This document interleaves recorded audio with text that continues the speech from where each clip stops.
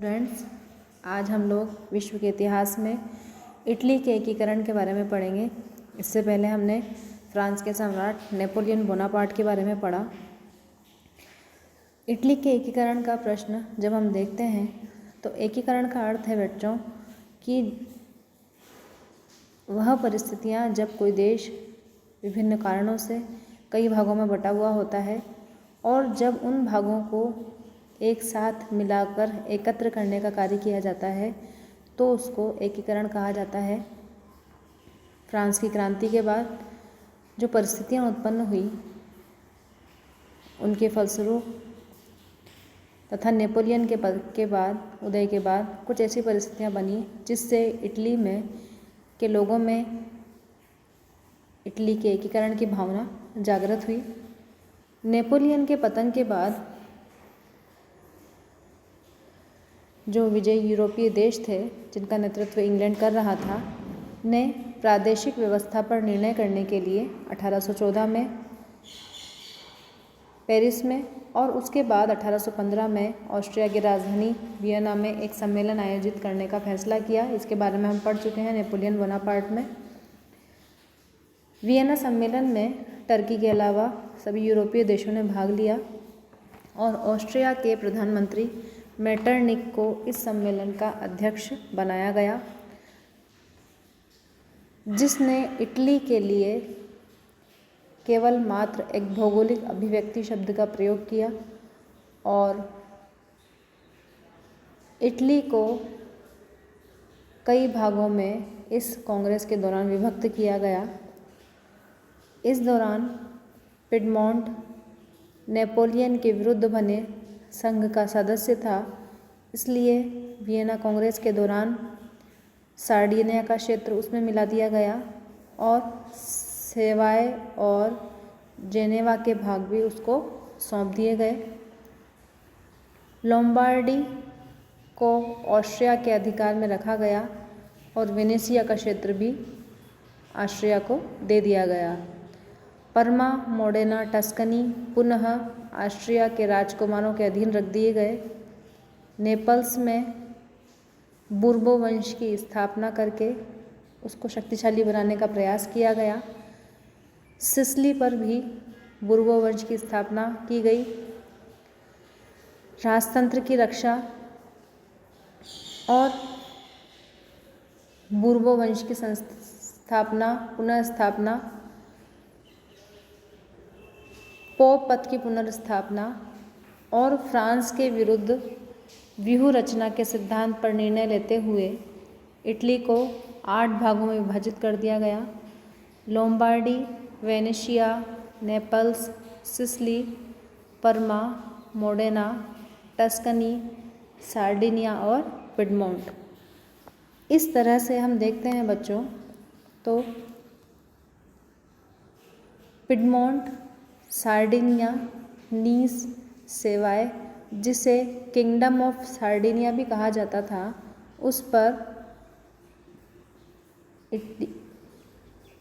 सेवाय वंश का शासन था। यह एक इटालियन राजवंश था। लोम्बार्डी, वेनेशिया ये ऑस्ट्रिया के पास में रहे और यहाँ पर ये सभी राज्य स्वतंत्र थे। परमा, मोडेना, टस्कनी पर ऑस्ट्रेलिया के हैप्सबर्ग वर्ग का शासन रहा। रोमेग्ना क्षेत्र पर पोप का आधिपत्य रहा।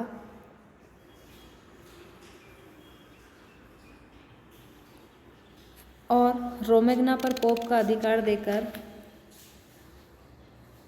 नेपल्स और सिसिली बुर्बो वंश के अधीन कर दिए गए। इस तरह से 1815 के वियना सम्मेलन के बाद उत्तर पश्चिम में स्थित सार्डिनिया पिडमोंट राज्य में सेवाय वंश का शासन था। उत्तर पूर्व में स्थित लोम्बार्डी और वेनेशिया ऑस्ट्रिया के प्रभाव में थे। मध्य में पोप का अपना स्वतंत्र राज्य था।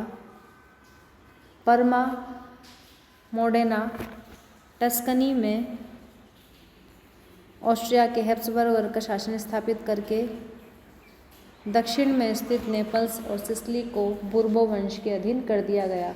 इस तरह से आप देख रहे हैं कि जो इटली के विभिन्न प्रांत थे, विभिन्न भाग थे, उनको किस तरह से ऑस्ट्रिया के अधीन, बूर्बो वंश के अधीन, पोप के अधीन और सेवाय वंश के अधीन करके अलग अलग भागों में विभक्त कर दिया गया, जिससे वहाँ की जनता में काफ़ी आक्रोश था। अब हम देखेंगे कि आखिर ऐसी कौन सी परिस्थितियाँ थीं जिसके कारण इटली का एकीकरण नहीं हो पा रहा था। वहाँ की जनता तैयार थी, वहाँ के जो बौद्धिक वर्ग के लोग थे वो तैयार थे कि इटली का एकीकरण हो, लेकिन क्या परिस्थितियाँ थीं जो उसके एकीकरण में बाधक थी। पहला है, सबसे बड़ी बाधा विदेशी प्रभुत्व था। विदेशी प्रभुत्व में कौन था? सबसे ज़्यादा प्रभाव इटली पर था ऑस्ट्रिया का। ऑस्ट्रिया इस समय इटली के एकीकरण का सबसे बड़ी बाधा था। इटली के लोम्बार्डी, वेनेशिया ऑस्ट्रिया के प्रत्यक्ष नियंत्रण में थे। परमा, मोडेना, टस्कनी में ऑस्ट्रिया के ही हैप्सबर्ग वर्ग का शासन था।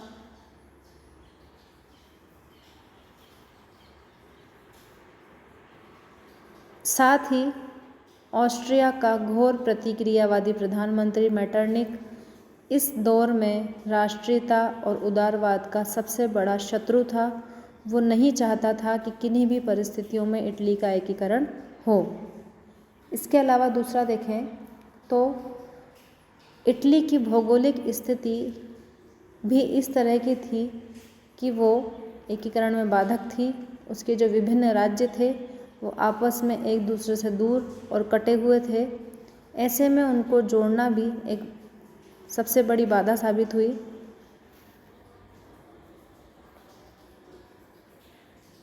इसके अलावा संपूर्ण इटली में प्रांतीयता की भावना के चलते विभिन्न राज्यों के बीच ईर्ष्या की भावना थी, जिससे एकीकरण के सूत्र में पिरोना बहुत मुश्किल कार्य था। अनेक प्रमुख राज्यों का समर्थन प्राप्त होने के कारण पोप का राज्य काफ़ी शक्तिशाली था। पोप का राज्य इटली के मध्य में स्थित होने के कारण उत्तर और दक्षिणी इटली के एकीकरण में सबसे बड़ी बाधा थी। इसके अलावा हम क्या देखते हैं इटली में बच्चों कि यह एक बड़ी समस्या थी इटली में कि इटली का एकीकरण आखिर किस विचारधारा के अंतर्गत किया जाए। इसको लेकर भी वहाँ के जो राजनीतिक थे, जो विचारक थे, वो एकमत नहीं थे। इटली में इस समय 3 विचारधाराएं प्रचलित थी। मेजिनी जो था एक प्रमुख सुधारक था, वो इटली का एकीकरण एक गणराज्य के रूप में करना चाहता था। इसका समर्थक गैरिबाल्डी भी था। जियोबर्टी पोप के अधीन, पोप पायस नवम के अधीन इटली के सभी राज्यों का एक संघ चाहता था। 1843 में जियोबर्टी ने अपनी किताब इटली की नैतिक और नागरिक श्रेष्ठता में पोप के नेतृत्व में इटली के राज्यों के संघ की वकालत की और संवैधानिक तथा सीमित राजतंत्र का समर्थक काबूर सार्डिनिया पिडमोंट के राज परिवार के अधीन इटली का एकीकरण चाहता था। इस तरह से हम देख रहे हैं बच्चों परिस्थितियाँ कि एक तरफ तो ऑस्ट्रिया का इटली के राज्यों पर प्रभुत्व, एकीकरण में बहुत समस्या था, इटली की भौगोलिक स्थिति और इटली में विभिन्न तरह की विचारधाराओं का होना भी इटली के एकीकरण में एक प्रमुख बाधा थी, जिसके कारण इस कार्य में देरी हो रही थी। अब हम देखेंगे कि ऐसे कौन से सहायक तत्व थे जिससे विभिन्न प्रकार की बाधाओं के होने के बावजूद एकीकरण के कार्य को संभव बनाया। विभिन्न समस्याओं के होने के बाद भी स्वतंत्रता और एकीकरण की भावना अधिक समय तक दबी हुई नहीं रह सकी। इस समय कुछ संस्थाओं का गठन हुआ। नेपोलियन युग के विरोध में इटली में अनेक गुप्त संगठनों की स्थापना हुई। कार्बोनेरी एक ऐसी ही संस्था थी जो खान मजदूरों की एक गुप्त संस्था थी। इसकी स्थापना 1810 में नेपल्स में की गई, जिसमें कई सामंत, सैनिक अधिकारी, धर्माधिकारी, किसान तथा मजदूर शामिल थे। इस संस्था का उद्देश्य था कि षड्यंत्र के माध्यम से सत्ता को बदल दिया जाए। साथ ही इसका उद्देश्य था कि विदेशियों को इटली से बाहर निकालना और वैधानिक स्वतंत्रता की स्थापना करना था। फ्रांस के नेपोलियन तृतीय और मेजिनी इस संस्था के सदस्य रहे।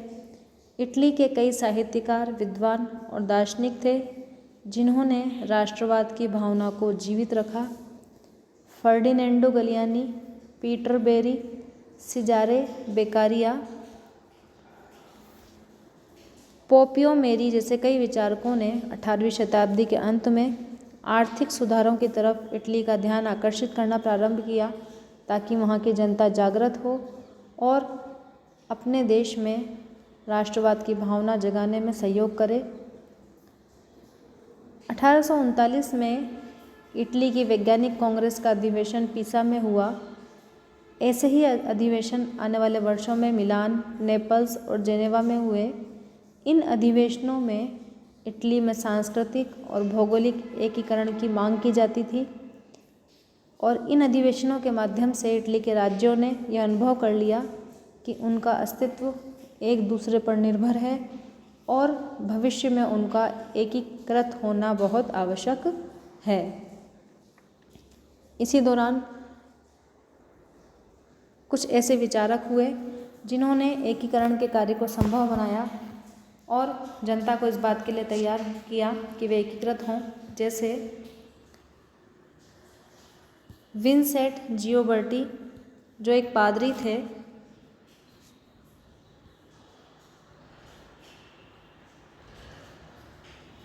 वो पोप की अध्यक्षता में एकीकरण के पक्ष में थे। पोप पायस IX व अन्य धर्माधिकारी उनके विचारों से अत्यधिक प्रभावित थे। इनके समर्थकों को नियो गुल्फ्स कहा जाता था। इसी तरह एक उदारवादी शाही वर्ग था जो पिडमोंट और सार्डिनिया की अध्यक्षता में एकीकरण करना चाहता था। एकीकरण के कार्य में पिडमोंट को नेतृत्व प्रदान करने का कार्य करने वाले व्यक्तियों में दो लोगों की प्रमुख भूमिका रही, विक्टर इमैनुएल द्वितीय और काबूर।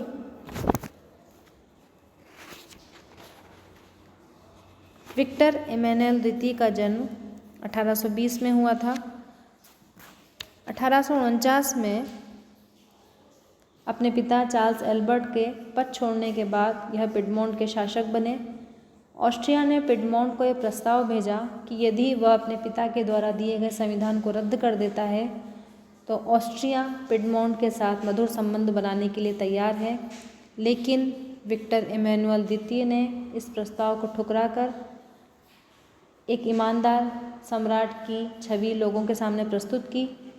1858 में प्लोम्बियर्स की संधि में राष्ट्र के हित में उसने अपनी पुत्री क्लोथाइल का विवाह नेपोलियन तृतीय के भाई जोरेम नेपोलियन से करना स्वीकार किया। इस संधि के अनुसार उसने सेवाय और नीस फ्रांस को देना स्वीकार किया। 1859 में ऑस्ट्रो सार्डिनिया के युद्ध में उसने दूरदृष्टि का परिचय देते हुए काबूर को अकेले ऑस्ट्रेलिया के साथ युद्ध करने से रोका और 1860 में दो सिसिलियों के राज्य में महत्वपूर्ण योगदान देकर एकीकृत इटली के निर्माण में अपना महत्वपूर्ण योगदान दिया और आगे चलकर यह मार्च 1861 में विक्टर इमैनुएल द्वितीय एकीकृत इटली का सम्राट बना। आपसे इसलिए पढ़ा रही हूँ क्योंकि आपसे इस बारे में टिप्पणी पूछी जा सकती है कि विक्टर इमैनुएल द्वितीय कौन था और उसने इटली के एकीकरण में किस प्रकार से योगदान दिया। तो बच्चों, इस प्रकार हमने अपने प्रारंभिक रूप में इटली के एकीकरण में देखा कि इटली किस प्रकार अलग अलग भागों में बटा हुआ था। यहाँ पर विभिन्न वंशों का शासन था। विक्टर इमैनुएल द्वितीय, मेजिनी, सहित जियोबर्टी सहित विभिन्न संगठनों ने किस प्रकार इटली के एकीकरण में अपना योगदान दिया और किस प्रकार से कार्य किया, इसके बारे में हमने पढ़ा। इसके साथ ही यहाँ पर जोज़ेफ मैज़ीनी एक प्रमुख व्यक्ति था जो गणतंत्र प्रणाली का समर्थक था।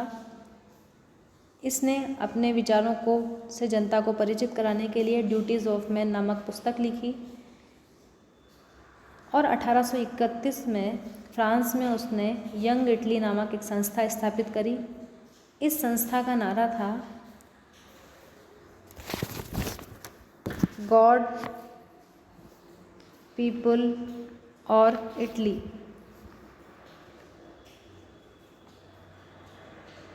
परमेश्वर, जनता और इटली। इसका मतलब था परमात्मा में विश्वास रखो, सब भाइयों को एक साथ मिलाओ और इटली को मुक्त करो। मैज़ीनी का मानना था कि यदि समाज में क्रांति लानी है तो क्रांति का नेतृत्व नवयुवकों के हाथ में दो। नवयुवक ही समाज के हृदयों में क्रांति ला सकते हैं क्योंकि उनमें असीम शक्ति छुपी हो सकती है। आगे चलकर मैज़ीनी ने संयुक्त इटली नामक एक समाचार पत्र निकाला। इटली के एकीकरण में मैज़ीनी का सबसे बड़ा योगदान यह था कि उसने इस बात को समझाया कि इटली के एकीकरण का कार्य पूरा हो सकता है, यह कार्य संभव है। वह मैज़ीनी ही था जिसने पहली बार इटली को एक राष्ट्र के रूप में इटली के नाम से पुकारा था। इटली शब्द का अर्थ है तुम जीवित हो। उसे इटली के स्वतंत्रता संग्राम का या इटली के एकीकरण का मसीहा भी कहा जाता है।